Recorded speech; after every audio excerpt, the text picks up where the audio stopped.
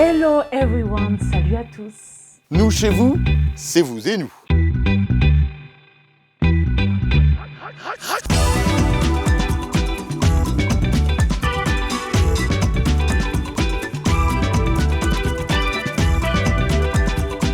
Ravi de vous retrouver pour ce nouveau numéro de Vous et nous. Comme vous le constatez, nous sommes encore en dehors des studios de la VOA pour répondre à la distanciation sociale.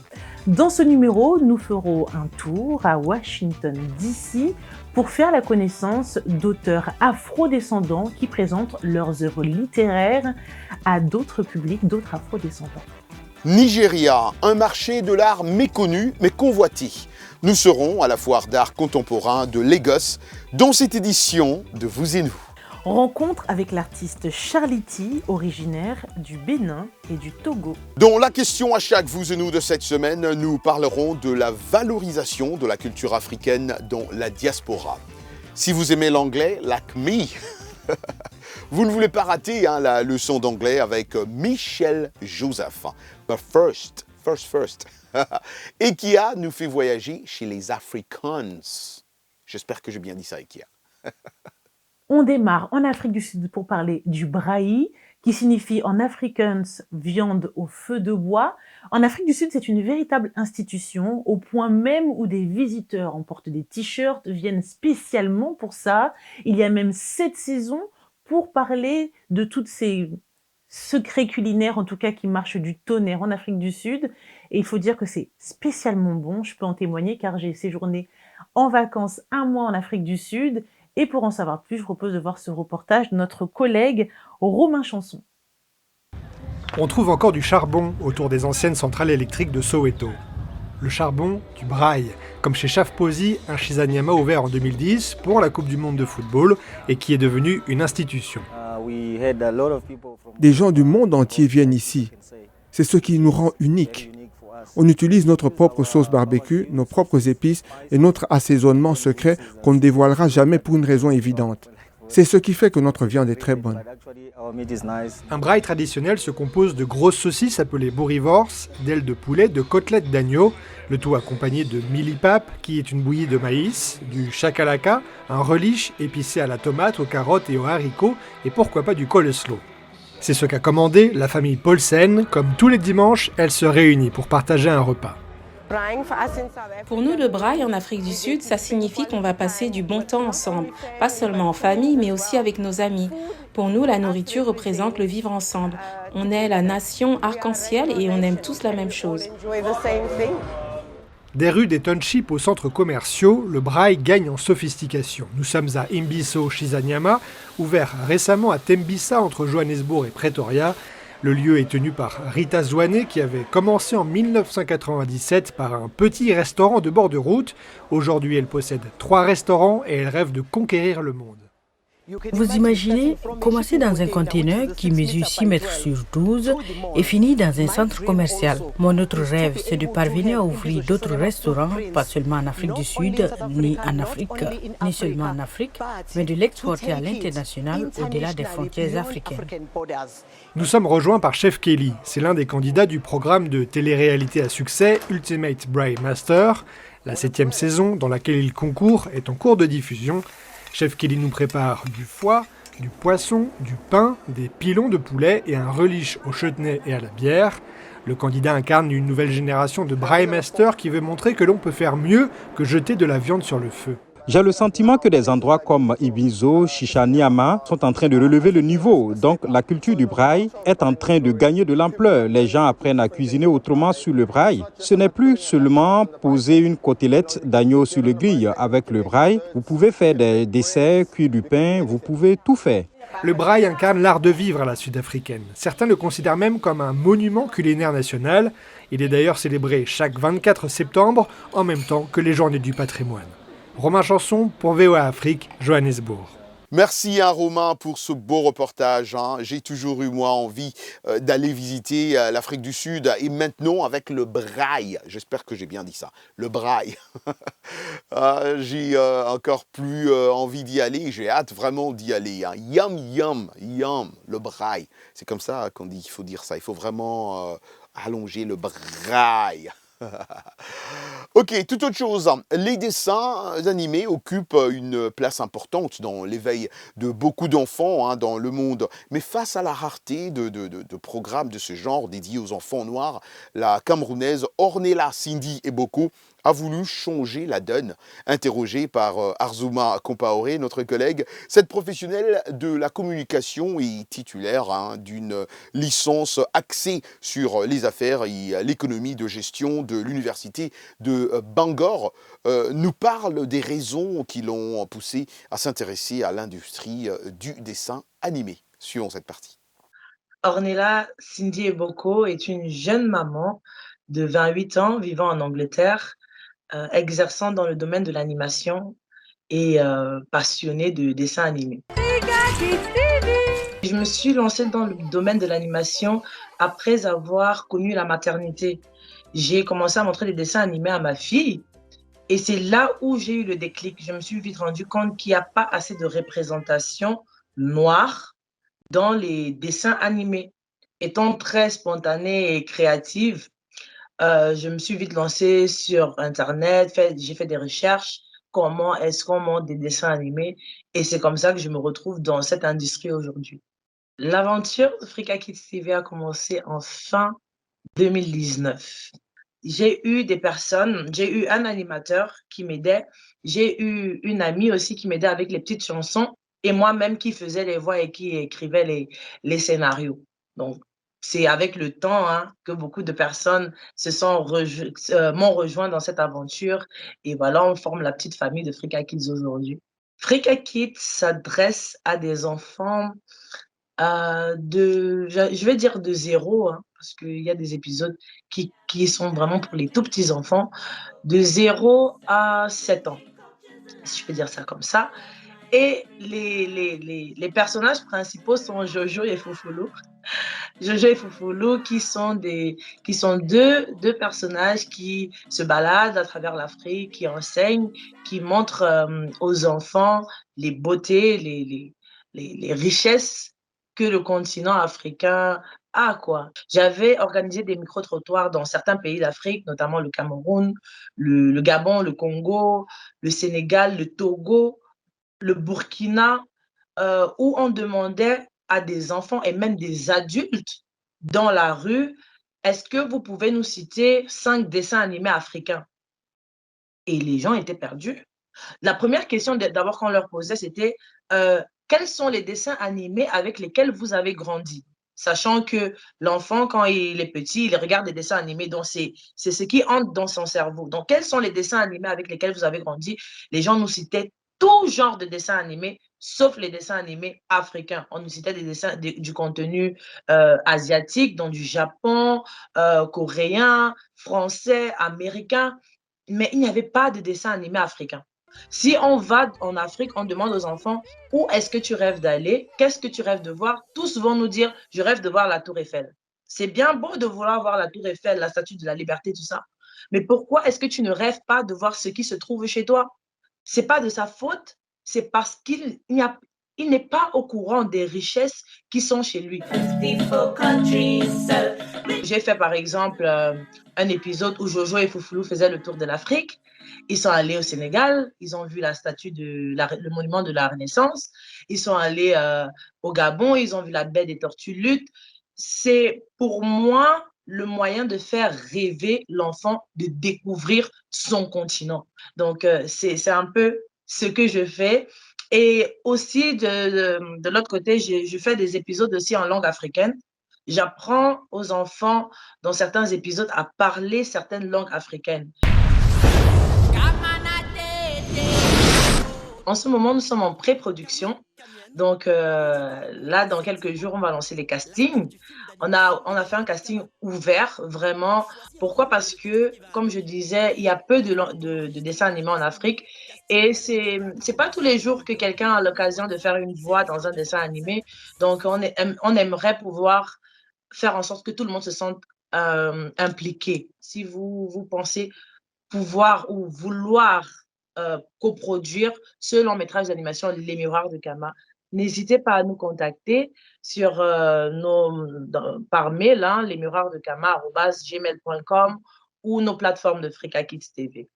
Merci pour ce reportage. C'est toujours un plaisir de découvrir des auteurs qui pensent aux plus petits, et c'est très important pour les plus petits d'avoir aussi des héros qui leur ressemblent. On ne le dira jamais assez.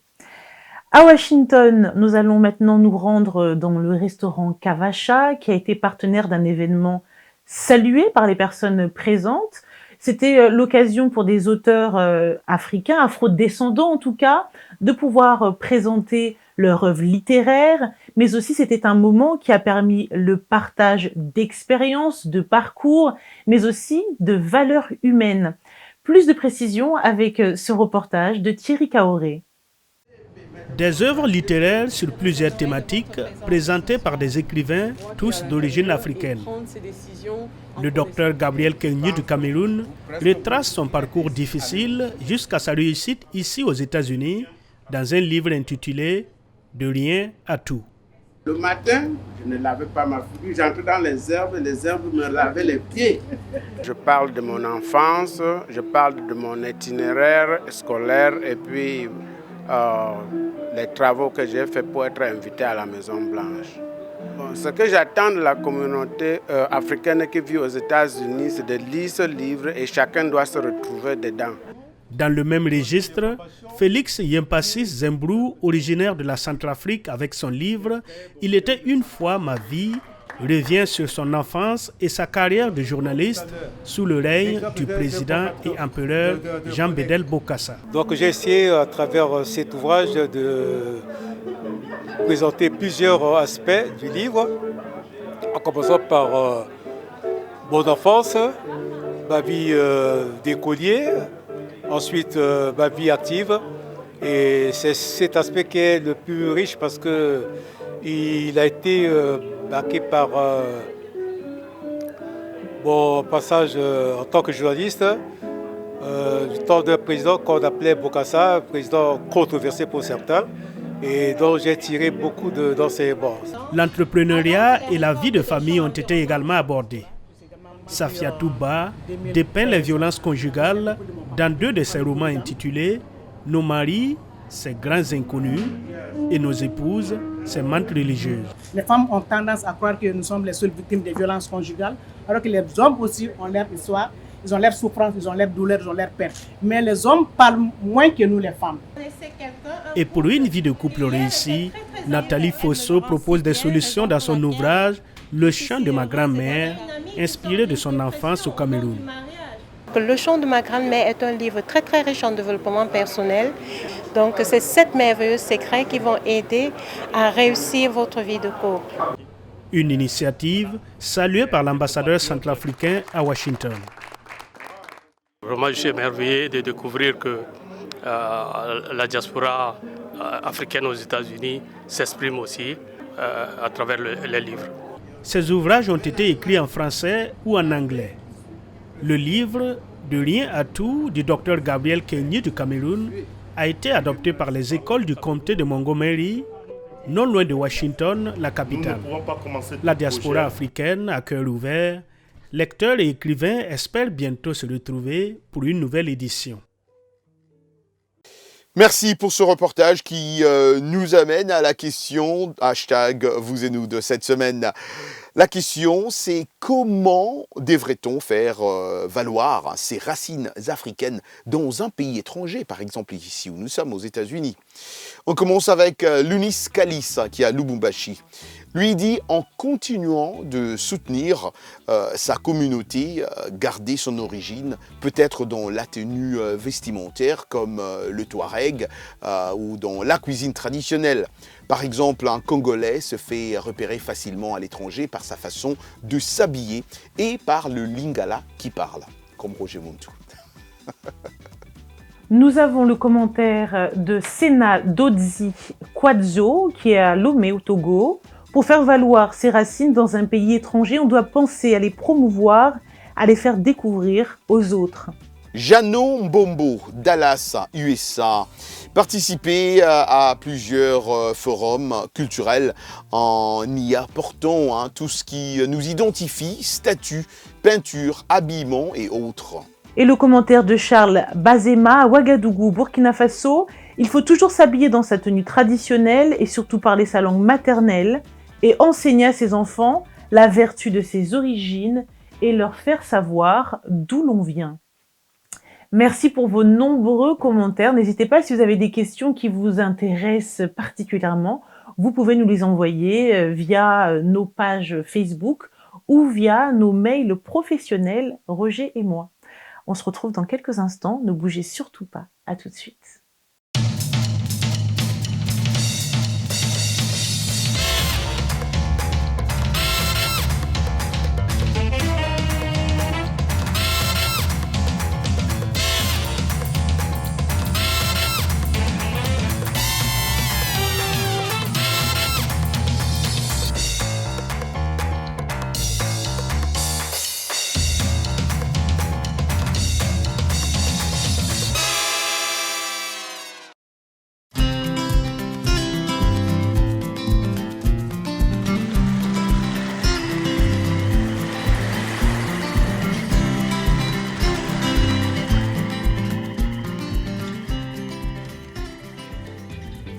Vous et nous, part 2. Voilà. Vous avez bien compris, quand j'ai dit vous et nous part 2, c'est l'anglais. Pourquoi je vais dire ça en anglais? Part 2. C'est l'anglais avec Michel Joseph et c'est tout de suite. Bienvenue à l'Anglais Express. Comment reconnaît-on les pronoms réfléchis en anglais?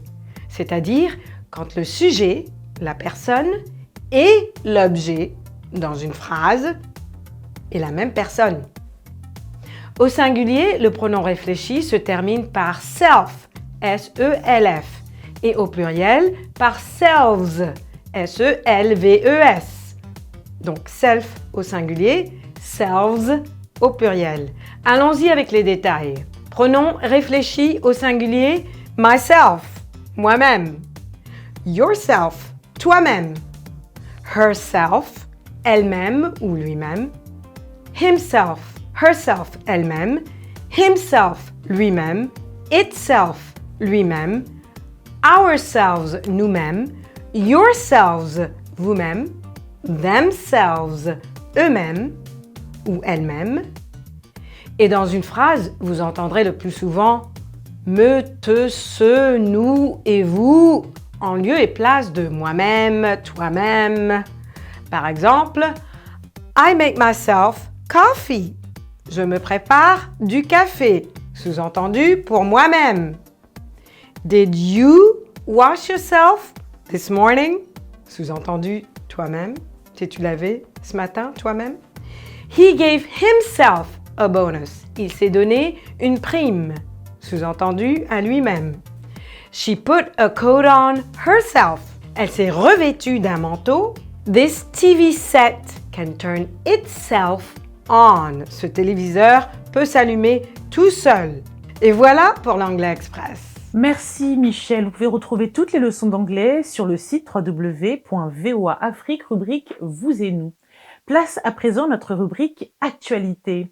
Depuis le mercredi 10 novembre, dans les salles françaises, le film Marcher sur l'eau d'Aïssa Maïga.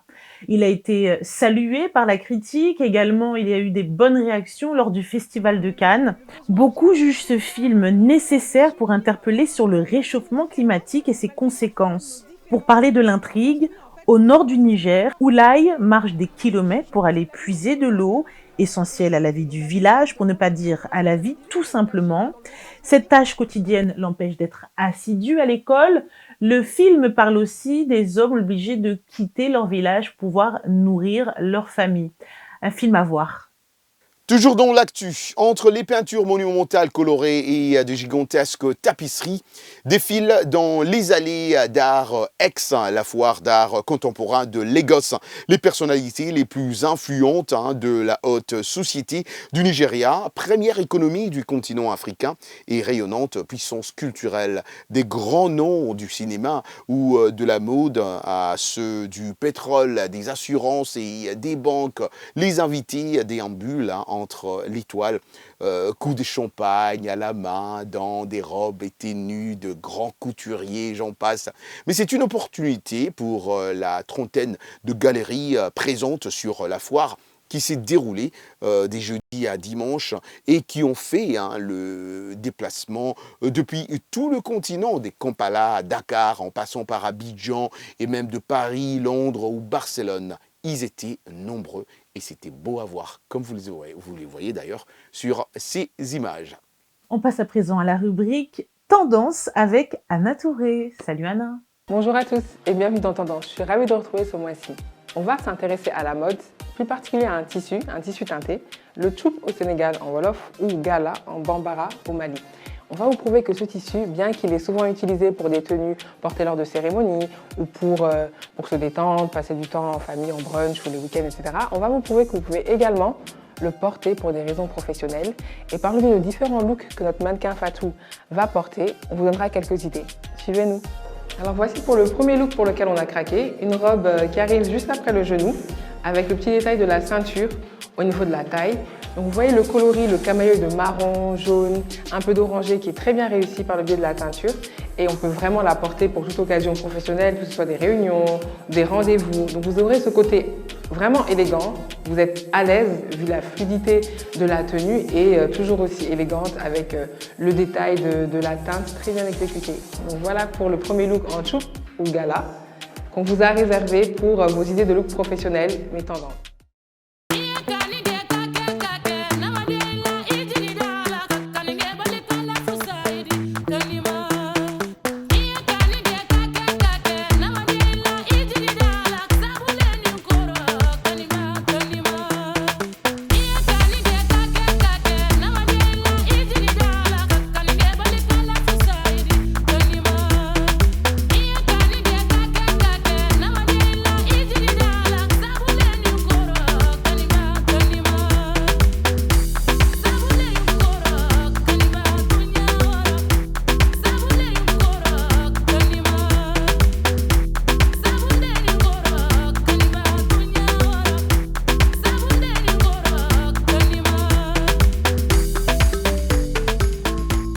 Toute autre chose, au cours des dernières années, la tendance des cristaux de guérison a refait surface dans l'industrie du bien-être, même si ces pierres n'ont aucune efficacité prouvée scientifiquement, je voulais dire, sur l'état de santé. Karina Bafradian s'est penchée sur le sujet. Dilidico raconte. Becky Waddell est la propriétaire de la boutique Take Care, un magasin qui vend des cosmétiques et des produits de spa à Washington, D.C. Elle dit que pendant longtemps, son amour pour les pierres semi-précieuses n'était qu'un passe-temps, puis un jour, elle a réalisé que les cristaux sont devenus une partie intégrante de l'industrie de la beauté. Au bout d'un moment, quelques clients m'ont dit « Oh, ce serait bien d'avoir des cristaux ici ». Et je me suis dit « Ok, bonne idée, tout le monde semble les aimer ». Les cristaux ont longtemps été en marge de l'industrie du bien-être, mais le secteur a été stimulé par la pandémie. Becky Waddell dit qu'elle s'efforce de répondre à la demande, car l'intérêt pour la thérapie par le cristal ne cesse de croître. Comme leurs supposées caractéristiques médicinales, les prix des cristaux de guérison varient beaucoup, allant de 20 à 5 000 $. Pour les clients typiques de Washington, D.C., le stress est tellement élevé, ils travaillent à domicile, leurs maisons sont probablement petites et ils doivent désormais tout faire dans cet espace. Du coup, beaucoup de gens aiment avoir un bout de cristal sur leur bureau. Les célébrités ont également donné un coup de pouce à l'industrie du cristal. Le mannequin Naomi Campbell dit qu'elle a toujours des cristaux dans son sac. La chanteuse Adele a mentionné une fois que sa performance quelque peu imparfaite au Grammy s'expliquait par le fait qu'elle avait perdu son cristal porte-bonheur. Et l'actrice Gwyneth Paltrow vend des cristaux de guérison sur son site web. Mais les médecins sont sceptiques et disent qu'il n'y a aucune preuve que les cristaux aident réellement. Il n'y a aucune preuve scientifique pour montrer que les cristaux de guérison peuvent aider de quelque manière que ce soit à traiter des maladies. Mais je pense qu'il y a quand même une place pour les croyances des gens, car elles peuvent augmenter leur optimisme et par conséquent, leur santé mentale. L'industrie des cristaux touche aussi à des problèmes politiques et éthiques. Bien que l'extraction des cristaux de guérison se fasse dans environ un quart des États américains, la plupart sont importés. Un certain nombre de gisements se trouvent en Afghanistan, un pays où aucune mesure de sécurité n'est mise en place pour ceux qui extraient ces pierres semi-précieuses. Selon Global Witness, une organisation de défense des droits humains, chaque année, l'Afghanistan reçoit environ 20 millions de dollars de la vente de malachite bleu, une pierre semi-précieuse. Bien que certains collectionneurs hésitent à acheter des cristaux produits en Afghanistan, les experts et les vendeurs pensent que la demande ne devrait pas baisser de sitôt en raison de la pandémie de Covid-19. Merci pour ce reportage. Alors pour ma part, je n'aimais ni enthousiasme ni suspicion concernant le bienfait de ces pierres semi-précieuses. En revanche, je sais que je ne pourrais pas en acheter car comme on a pu l'entendre, une bonne partie des recettes partent dans les poches des talibans et ce n'est pas mon souhait.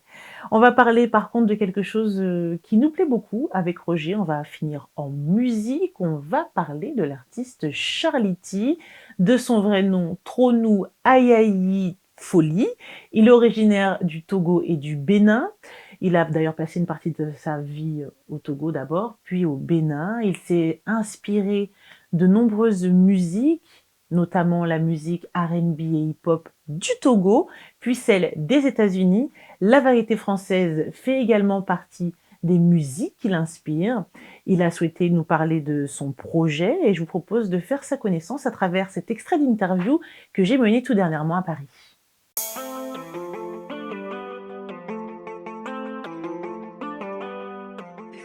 De l'afro-urbaine, de la musique afro surtout. Et les surprises, il y aura notamment des feats avec des artistes béninois, ivoiriens. Après, je ne sais pas, ça va en feeling. Je pense jusqu'en décembre, vous verrez vous-même. Donc c'est la base même de mon projet. C'est pour ça que mon projet s'appelle Racine, parce que à un moment donné, j'étais un peu perdu. Donc c'était pour moi, parce que ici, la France, les réseaux sociaux et tout ça, parfois on perd ses repères, on ne sait plus exactement ce qu'on a envie de faire ou ce qu'on a envie de devenir ou qui on est vraiment. Donc c'était important de repartir sur ces bases-là, écouter des morceaux qu'écoutait mon père à l'époque, avec ma mère quand ils étaient amoureux et tout. Et puis de remémorer ces moments-là et me dire voilà, je viens de ces gens-là, je viens de ce peuple-là, je viens de l'Afrique, et voilà. Donc c'était important pour moi d'aller me ressourcer. La communion avec les gens surtout, c'est-à-dire les gens qui reprennent tes chansons, parce que moi à la base, c'est ça qui m'a poussé à faire de la musique. L'effet que fait mes chansons sur les gens, est-ce qu'ils se retrouvent dedans, le fait qu'il y a des personnes qui m'envoient des messages pour me dire « Ouais, on dirait que tu vis chez moi, j'ai vécu la même chose » et tout ça. C'est ça, c'est la communion, quand les gens ils chantent, comment ils le chantent en chœur et tout ça, c'est ça en fait. C'est ça que j'aime dans la musique. Oh, merci Ekia pour cette belle interview avec Charlie T. J'adore son nom, c'est vraiment un nom d'artiste, Charlie T. Charlie T. Bravo en tout cas l'artiste et merci encore une fois Ekia pour cette belle interview. Écoutez, l'émission touche à sa fin. Merci chers téléspectateurs que vous êtes pour votre fidélité en tout cas à ce programme de VOA Afrique et à tous les autres programmes que nous vous proposons ici en direct de Washington DC, la capitale américaine. Merci à nos stations partenaires partout en Afrique et dans le monde. On doit se dire comme d'habitude, rendez-vous la semaine prochaine. Ciao ciao. Bye.